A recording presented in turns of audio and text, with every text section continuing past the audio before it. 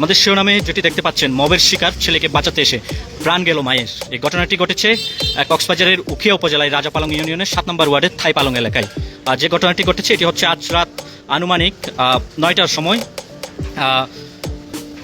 ছাত্রলীগ সন্দেহে ইউনুস নামে একজনকে আটক করেছিল স্থানীয় কিছু লোকজন, এবং ইউনুসকে আটক করার পর তাকে সেখানে নির্যাতন করা হচ্ছিল, তাকে মারধর করা হচ্ছিল। এটি দেখে ছুটে আসেন আব্দুর রহমান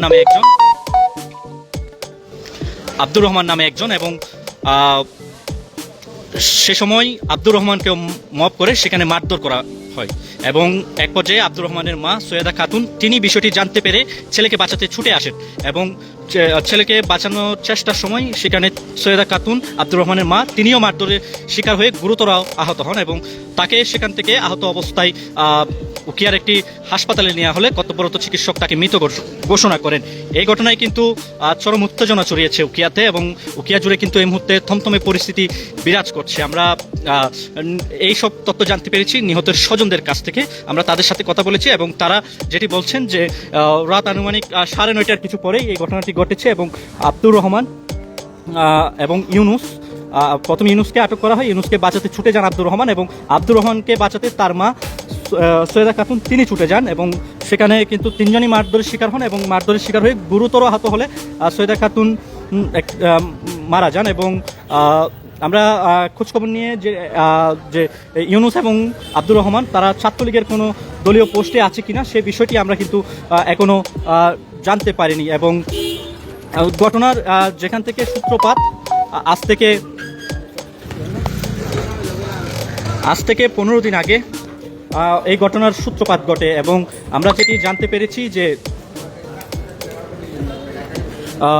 দেওয়ালে জয় বাংলার লেখাকে কেন্দ্র করে উকিয়া থানায় একটি মামলা হয়, এবং সেই মামলার সন্দেহজনক হিসেবেই কিন্তু আব্দুর রহমান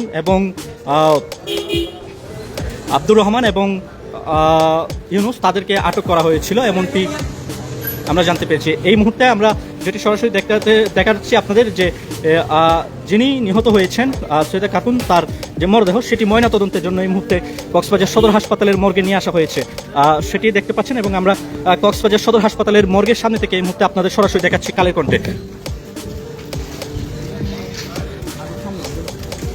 চাঞ্চল্যকর এই ঘটনায় কিন্তু পুরো এলাকায় উত্তেজনা ছড়িয়ে পড়েছে এবং থমথমে পরিস্থিতি বিরাজ করছে।